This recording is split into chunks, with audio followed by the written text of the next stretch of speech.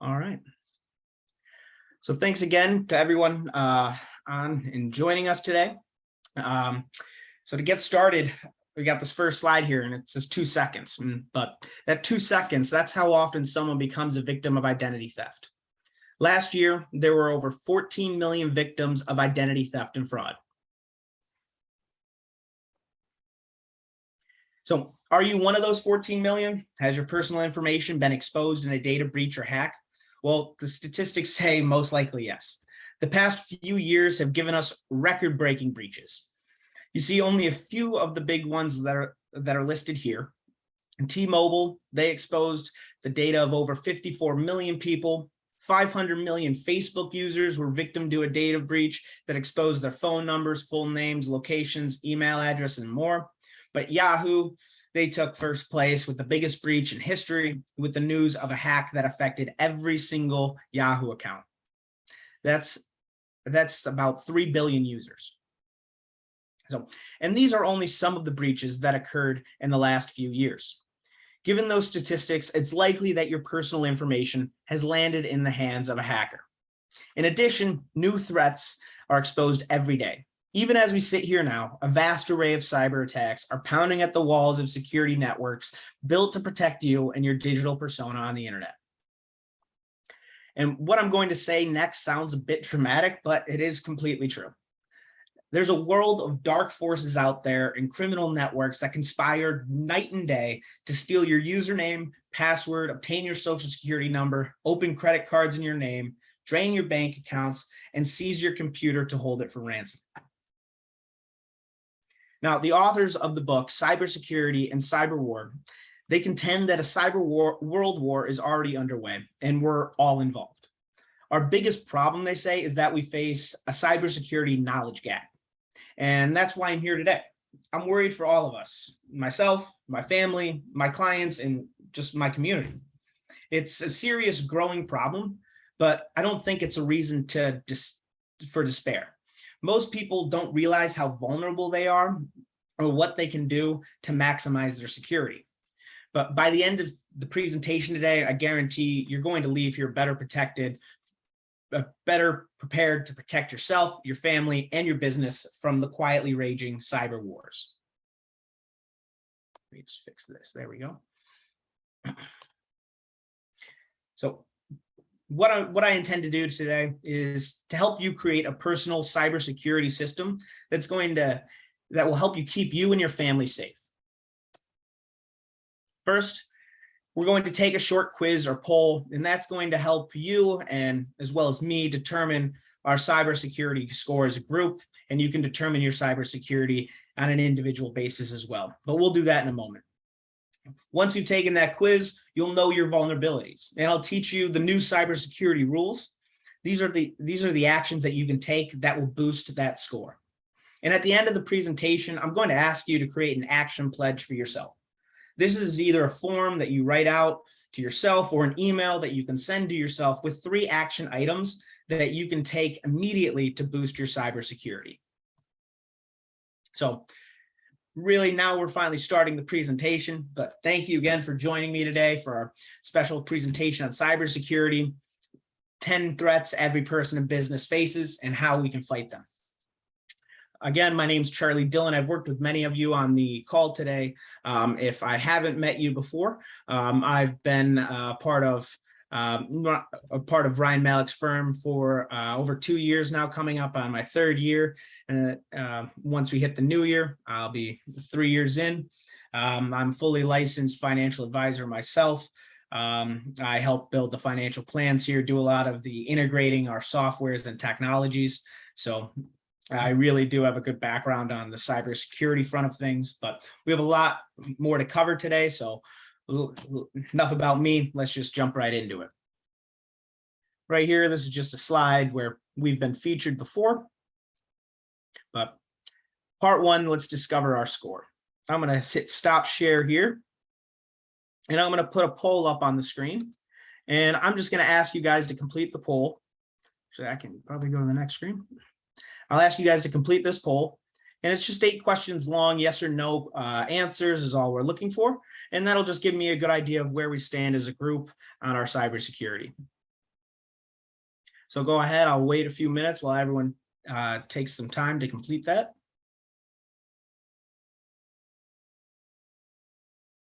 If you're not seeing it, let me know. It should be up on your screen.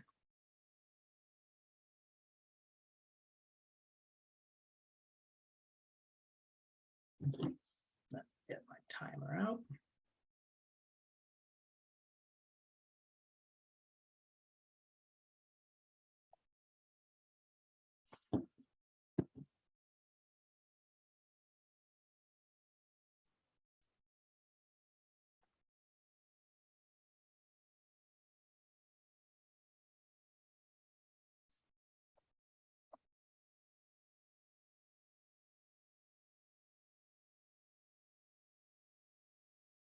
I know I personally didn't fare that well with this quiz as much as I thought I would. So I was kind of surprised at that.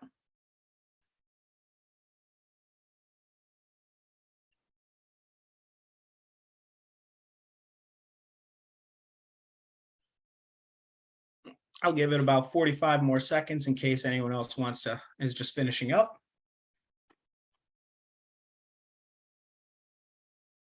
But at the 2-minute mark, we'll move on.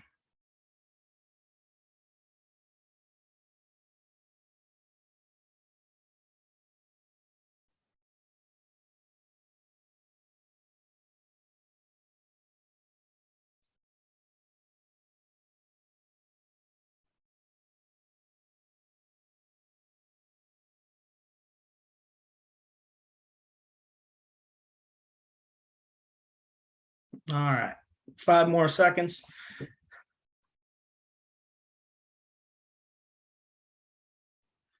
Okay, so it's looking like almost everyone answered it, but and we got some good answers here. A lot of people are answering yes on ones that I wasn't sure. We're pretty split decision on most of them here, though. Typically 2 are yes and 3 no's. So there's clearly some work we got to do as a group. But that's why we're here today, to figure out how we can better do this. So I'll share the results so everyone can see. It's not going to have your name on there. Just if you want to take them, if you recorded what you answered, you can get your own score. I'd give you, if you answered yes to any of these questions, that's 5 points. If you answered no, it's 0 points. If you have a score of 25 and above, you're looking pretty good in the cybersecurity front. There's a few things that you can tighten up, but otherwise you're pretty strong. If you got 20 points and below, there's definitely some action that you need to take to make sure your cybersecurity is more up to snuff and better secure. But I'll stop sharing the poll here and we'll get back to the presentation.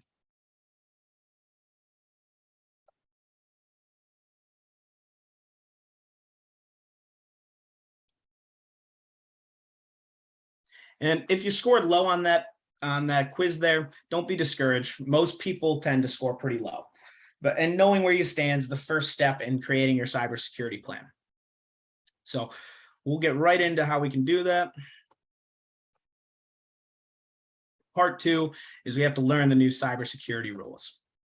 And I believe you can develop 3 cybersecurity mindsets to strengthen and maintain your cybersecurity so that staying safe is pretty simple. The 3 mindsets cover various parts of your life and overlap to form a sweet spot of actions that will boost your cybersecurity score. Each mindset alone provides greater security, but the combination of all 3 really makes you secure. The mindsets are secrecy, omniscience, and mindfulness. Now, each mindset contains a group of actions for people to take called the new cybersecurity rules. I'm going to explain all 3 mindsets and the associated rules. So let's take a look at the first mindset. Key idea number 1. Now, we all need more secrecy in our lives. And that is why our first key idea is adopting a new level of secrecy that can boost your security and cyber confidence. The secrecy mindset entails keeping your personal and private data private, surprisingly. With all the massive amounts of data breaches suffered by corporations and governments, we need to act as if our personal data already exists in the hands of cyber criminals. And that's because it likely does. So we all need to draw a tighter ring of security around our personal data, and that all starts with your email. See, our email address is the key to our digital lives. We share it with countless businesses, organizations, and people. If you've used the internet for any amount of time, you've entered your email address at a host of online accounts for shopping, traveling, exercising, maybe gaming, dating, and even more. We don't think twice about it anymore. But having your email address in so many databases puts you at a significant risk. Hackers routinely breach the security networks of many organizations that hold your primary email address. That stolen personal data paired with poor email security leads to disaster. See, Robert Cicilline, CEO of IdentityTheftSecurity.com and security writer, explains, it has been said that if you own a person's email, you own that person. This means that once your email is hacked, pretty much your entire digital life is up for grabs. So even if you've done your due diligence to have all your passwords be different, if your email is hacked and it's associated with your other online accounts, the hacker could simply use a reset password and get access to all those other accounts. Now, you may not care if someone hacked into your Food Network or Yelp account, right? But you certainly don't want your online banking exposed in the same way. This is why you need to create a separate secret email for your financial accounts. This email address should be unidentifiable. Don't use your first name, last name, initials, or other identifying information like birth year. It should also be protected by a strong and unique password. A separate email address, it reduces your digital footprint. And if your primary non-financial email address is exposed in a hack, it won't be connected to your financial accounts. And this is a big step in boosting that security. Now, our email addresses, they also need to be protected by good, strong passwords. But we all face something that's called the password paradox, right? Easy to remember passwords, those are easy to break. Now, the hard to break passwords, those are hard to remember. So many passwords we use are actually child's play for hackers. Computer power gets stronger with each passing year. I think it doubles every 18 months, right? And this means that the bad guys can figure out your password in no time flat. It takes a computer just 17 minutes to crack 1,000 weak passwords. They can get 1,000 weak passwords in just 17 minutes. So one reason for this is that people choose passwords that have less than 6 characters, or they use names, dictionary words, or other passwords like password or 1, 2, 3, 4, 5, 6. See, there are other ways to think about passwords. You could create a mnemonic phrase with numbers or symbols thrown in. For instance, my passwords that I use, they're all specific quotes from my favorite movies.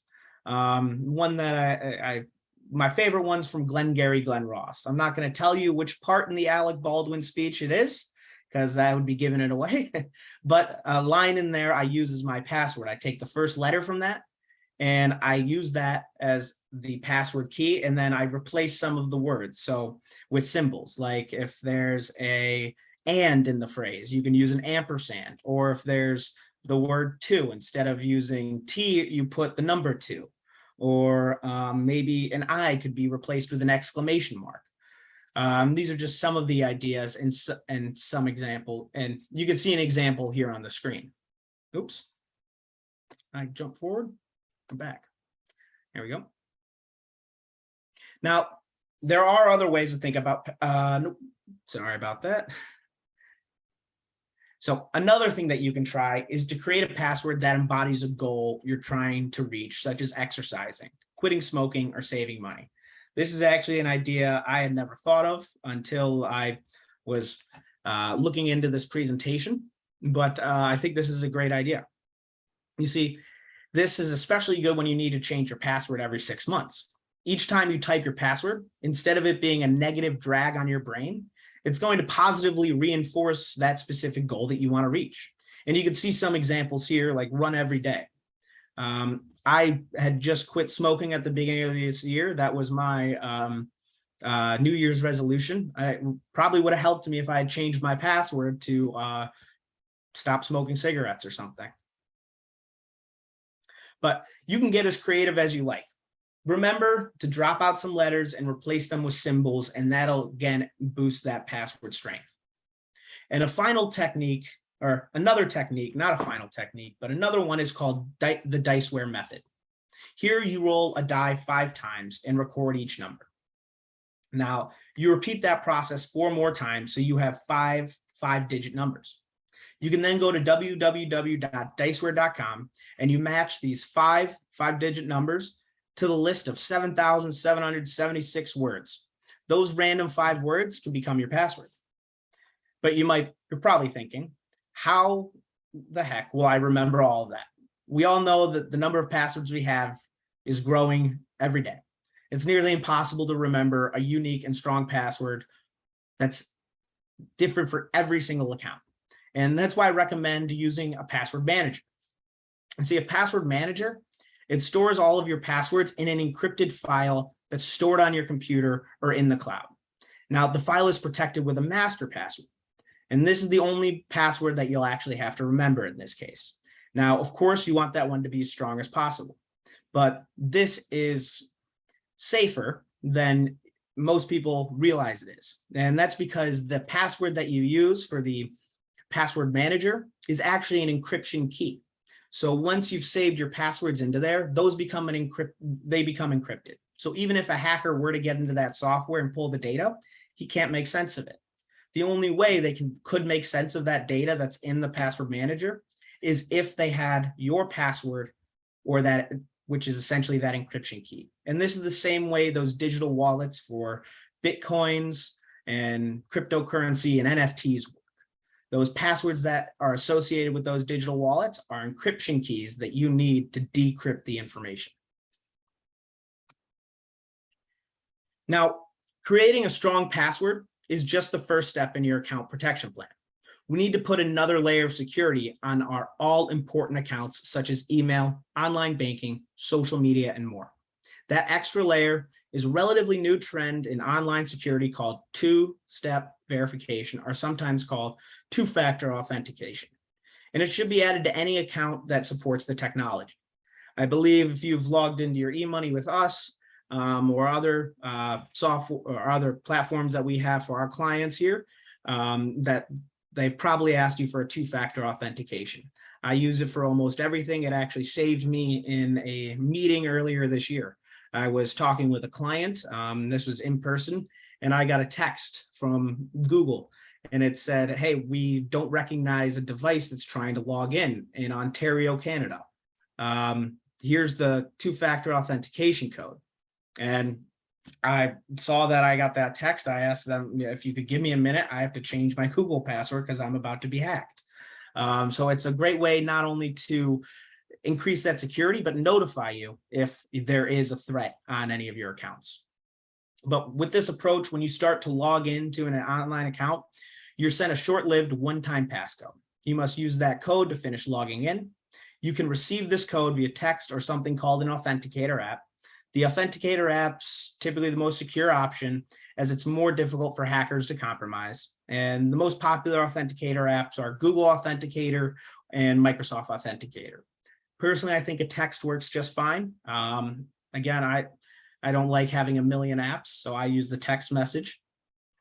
But this method stops your accounts from getting hacked because it requires those two separate things.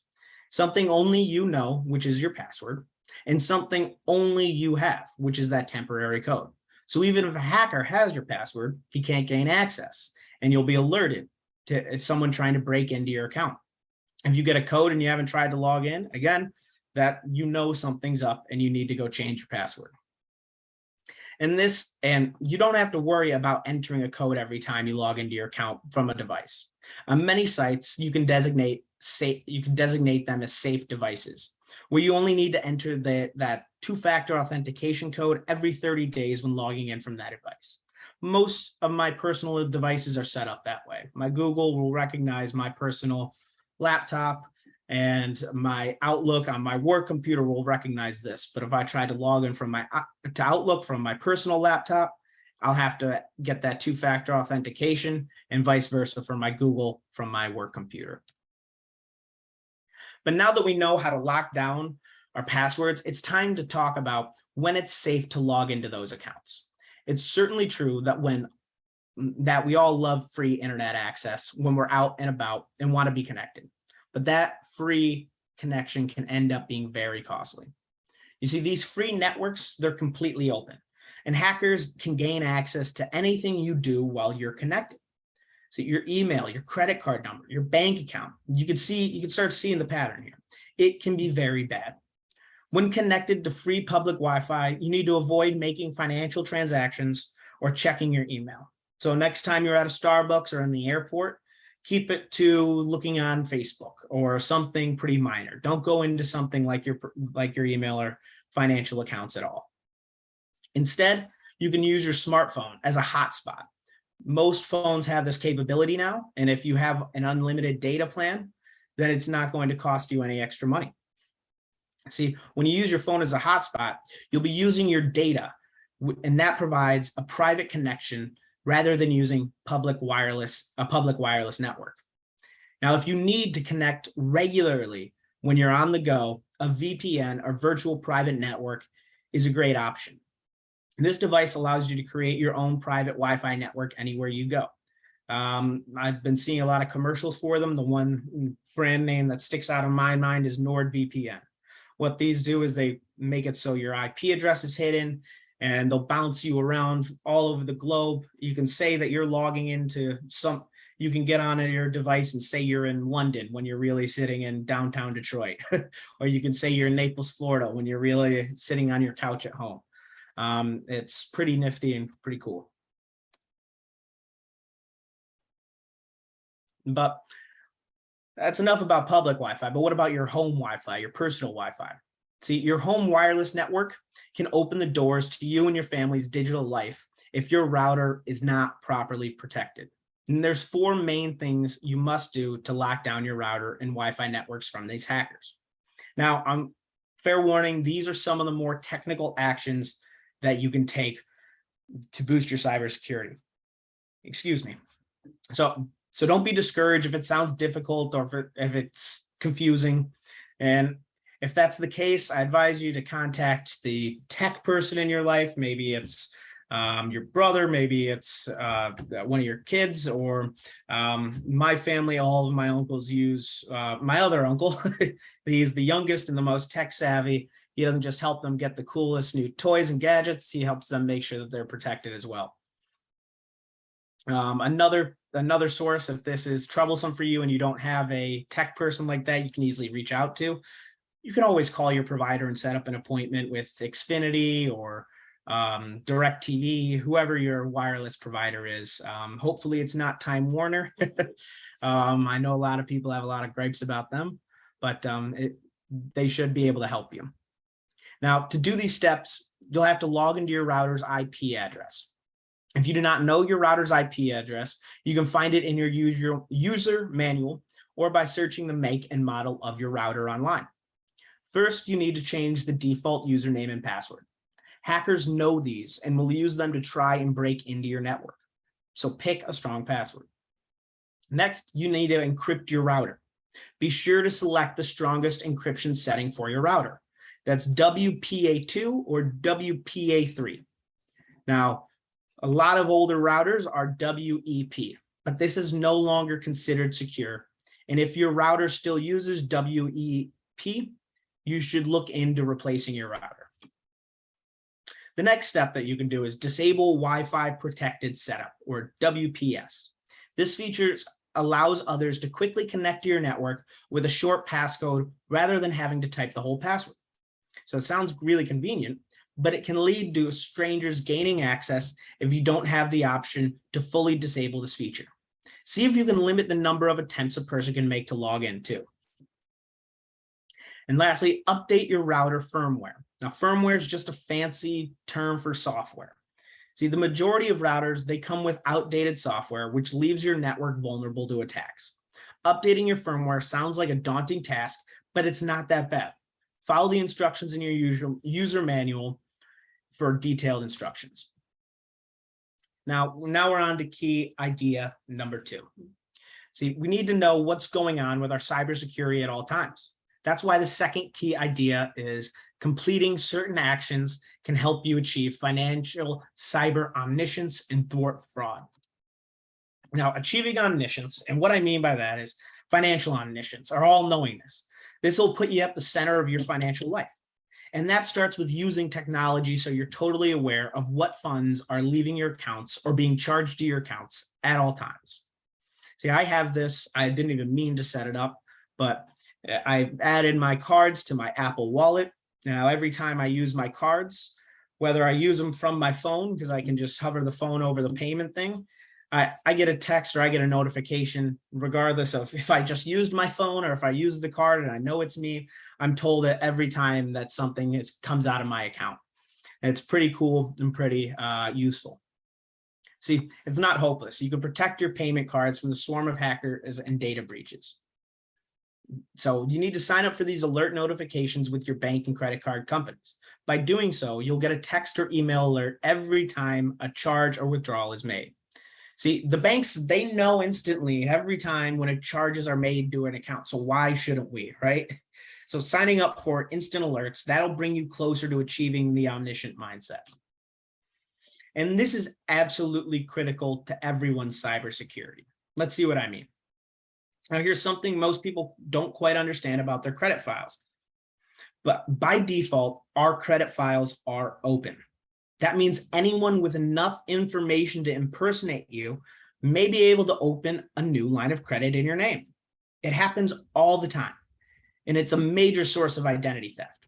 And when you consider how many private and public organizations have been hacked, institutions that we've trusted with our social security numbers, employment histories, and other details about our financial lives, you need to be worried about the state of your credit file at the big three agencies. Now, we need to take back control of our credit through a credit freeze.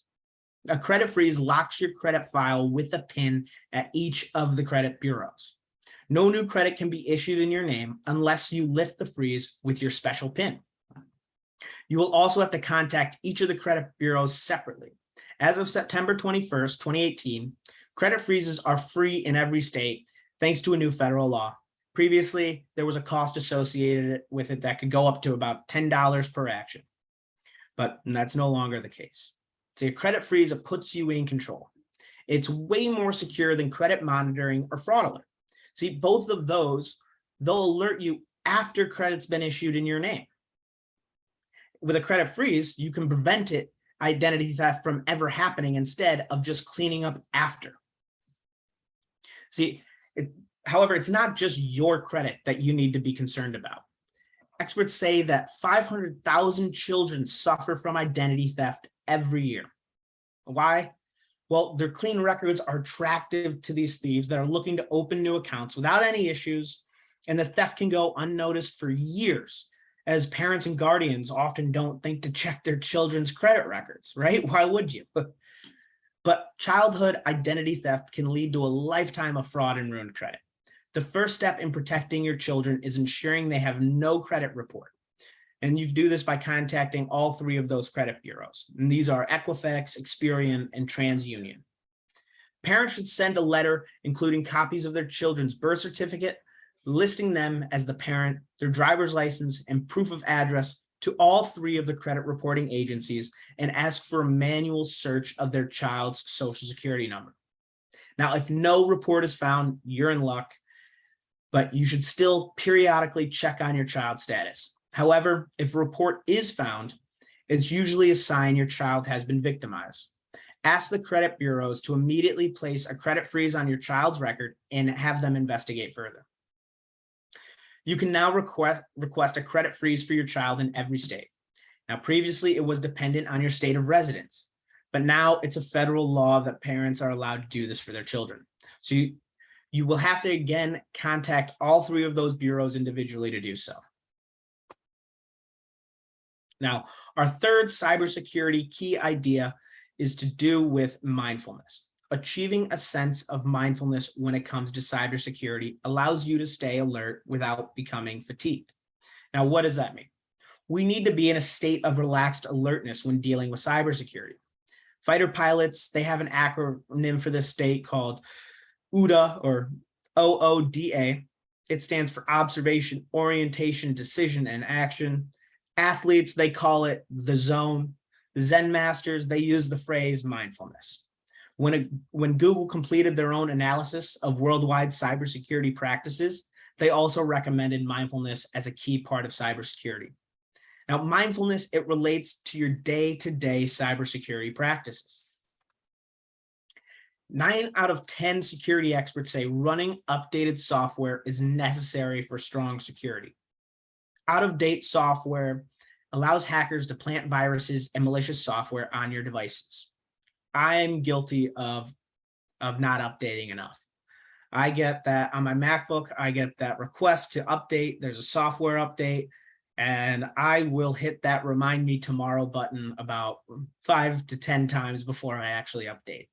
But I'm probably going to start doing that a little bit better on my personal devices. See, yet 40% of all computer users, they don't update their software in a timely fashion. And security experts say 75 to 80% of the computer hacks they see are related to outdated software. You see, these hackers, they exploit the security holes in unpatched software that allows them to install malware and viruses on your unprotected devices. Now, this malware, it could record everything you do, like your keystrokes and your mouse clicks, or even worse, it can kidnap your computer for ransom. So you want to be sure that all of the software and programs on all of your devices are up to date. That includes your operating system, your browsers, Microsoft Office suite, the Adobe programs, and whatever else you may have on there. Many programs allow you to enable auto updates. You should enable this on all the programs that allow it. Now, a good place to start to see if a program will allow auto update is the security or settings tab in that program. And if you're having trouble finding it there, you can always Google the name of that program and auto update, and it'll come up and it'll let you know if it's allowed. Now, it's also a good idea to install a good antivirus program on your computer. You want to make sure that it's always up to date as well, because those need patches and those need to be kept up to date. Now, periodically, go through the programs on your devices and uninstall anything you don't use. The fewer the programs you have, the fewer holes for hackers to attack. Now, one type of malware I mentioned on the previous slide, it kidnaps your computer and holds it for ransom. This is called ransomware, and it's one of the biggest threats today. This is also the most popular kind of hacking that we see in movies. Or it's where the skull and crossbones comes up on the screen and you're locked out and maybe it's laughing at you, but it tends to not actually look like that. It's much more subtle. Maybe it's just a blue screen, or maybe you can't open anything out on your screen. You can still turn it on and see all the icons, but you can't use any of them. See, in this attack, hackers, they infect your device with malware that encrypts everything on your computer, so you can no longer access any of your files. In order to get your files back, you have to pay the hacker a Bitcoin ransom. Now, in order to avoid paying a ransom to cyber crooks, you need to follow the rule of 3, meaning you need to back up all your files and data in 3 different places. The first is on your computer or device. Next, you need to save a copy of your files and data to a physical backup device, something called an external hard drive. Lastly, you need to save your data to a cloud service like Dropbox, iCloud, or OneDrive. The cloud, it's an internet-connected server that syncs with your device. Now, we want to do this in all 3 places. It's just like investing. We want to diversify, so we're mitigating the risk of having our data taken and not being able to access it. See, ransomware attacks are normally spread through a method called phishing, and it's spelled with a PH instead of an F. See, phishing messages are emails that impersonate a legitimate company or person and are designed to steal your personal information or install malware on your machine through a malicious link. Most companies have training for employees, and I'm sure many of you have gone through that before. See, hackers are sending out 94 billion of these phishing emails every day. Most get caught in your spam filter, but some will find their way into your inbox. So there's a 10-second cybersecurity rule that'll help you fend off these phishers. The acronym is, thankfully enough, email. and it stands for examine, message, and inspect links. So let's take it one step at a time. The first half of the acronym, examine message, starts with the subject line. Phishers try typically to get us to react quickly to an urgent situation. Often they will make the subject line something frightening, such as warning, account closed, or security alert. Some might be more subtle, but still require you to take action. For example, it could be something like mail delivery failed, return message to sender, or incoming fax received. Subject lines like this, they should alert us that this might be a phishing attack. It might not, but it could be as well. Next, we need to discover the true sender of the email. See, these phishers, they can spoof the from line to appear to be a legitimate business or organization.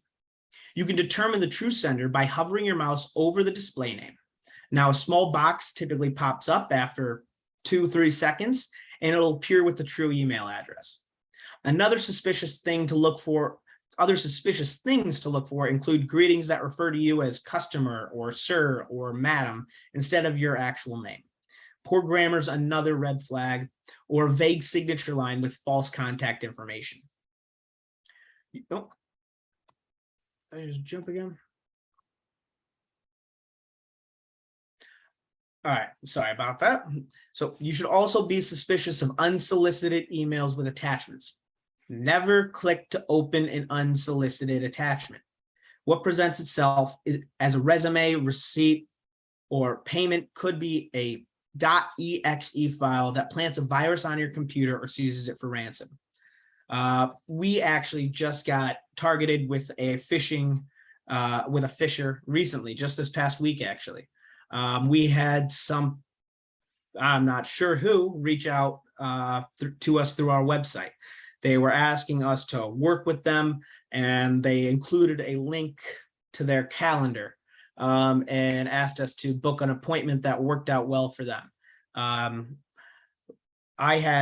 Brian asked me to reach out to them. He had just seen that there were people that asked us to set up a meeting. He didn't look too much closer at it. Once I did, I let it know that it was phishing email. None of these names make a lot of sense. Strangest spelling of Muhammad I've ever seen. And the links, they were very sketchy as well. So I reported that and let everyone in the firm know not to touch those emails, and definitely don't click any links. So it happens quite a bit. Now, the second half of email, that acronym, requires you to inspect links within the message. So just like we did with the sender, all you need to do is hover your mouse over any link or hyperlink text. Now, hyperlink text, it's normally where it says click here, and it's blue and it's underlined, and it'll take you to the site. But you don't want to click those if you're suspicious. You just want to hover your mouse over it, don't click it, and then again, that box will pop up with the true link or URL and you need to make sure that it's directing you to the actual and correct website. See, if it looks fishy, just delete that email. Don't even be tempted to open it or click on it again. You can always contact the organization directly to ask if they sent you that email. Now, this is an action that it just needs to become part of our daily cybersecurity practices, making it a habit so we can thwart off these fishers without thinking about it. Now, part 3 is just take action. This is where we get to that cybersecurity action plan. So we've learned a lot today, and now it's time to take action. Research shows we're more likely to do something if we write it down. So hopefully you have a pen or paper, or you can always open your email and send yourself an email that lists 3 action items that you plan on taking as soon as possible. Then if you wrote it down, go ahead, sign and date it. And that way it makes it more of a commitment to yourself. If you're typing it in an email box, then just hit send, and then you'll see it in there, and that'll become an action item that you need to tick off. Don't open that until you actually intend to take these actions. That way you'll always see it and it won't be read. So go ahead, complete your action plan, and so you can start taking action immediately or shortly after we finish today's presentation. I'll give you guys a few minutes, but other than that, really, this is the end of the presentation. So thanks again for joining us. You now have the core knowledge to create your own personal cybersecurity plan. I hope you found this presentation to be helpful and informative in terms of your thinking and commitment to cybersecurity. It's totally doable to be safer and more alert on the internet. And once you're done with your action plan, I'm going to sit here and I'm available to answer any questions anyone might have. But thank you again for coming and taking the time to participate today. My name's Charlie Dillon. Apologize again for Ryan not being able to be here. He's stuck in Chicago, but I know he found this is important as well. So if anyone has any questions, yeah, go ahead, Michelle. Recently I read, and I can't remember which password keeper got hacked. So is that really that much safer than writing them all down in a notebook? Is it more safe? I don't necessarily think so. That I wouldn't say it's more safe than writing them down in a notebook, and as long as you make sure that notebook is in a secure location in your home. Right. You don't want, we always have work being done on our homes, plumbers, Yeah. carpet guys, whoever. You never know who might be able to get their hands on it. So keep it safe if you want to write it down. Either one I think is acceptable. But you said that with the encryption of these password keepers that it's pretty hard to get at them. I know some of them, most of them, the legitimate ones use encryption. I'm not sure which one was hacked. I must have missed that in the news. Yeah.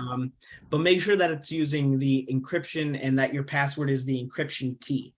That it's not just another password that allows access, but it actually encrypts all the data. Okay. Thank you. Yeah, of course.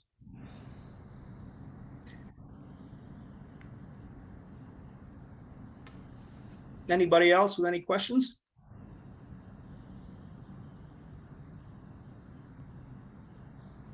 I know I have to take some action after this myself, updating my software on my personal laptop. And then also I'm going to create a less descript email for all of my financial accounts. Yeah. That I think that's actually a good one that I had never thought about before. But looks like we're at 5 o'clock. So I will, if there's no other questions, I'll let you guys go. You can always shoot me an email, give me a call if you have any.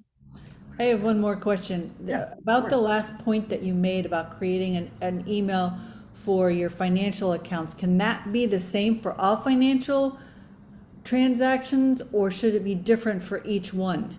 No, it can be the same for all financial accounts. Okay. You just don't want it linked to your Rite Aid or your Amazon or your Right. Food Network. Okay. All these other ones that we use, that we just want two separate ones. One's for kind of like activities, and then one for our banking. Right. And the one for the banking, yeah, just make it as nondescript as possible. Yep. Thank you. Yeah, of course. Well, that's it. I'll let you guys go. Have a wonderful rest of your day and a wonderful weekend. I will, I know I will be, so Thank you. go enjoy the weather. All right. Bye-bye. Bye-bye.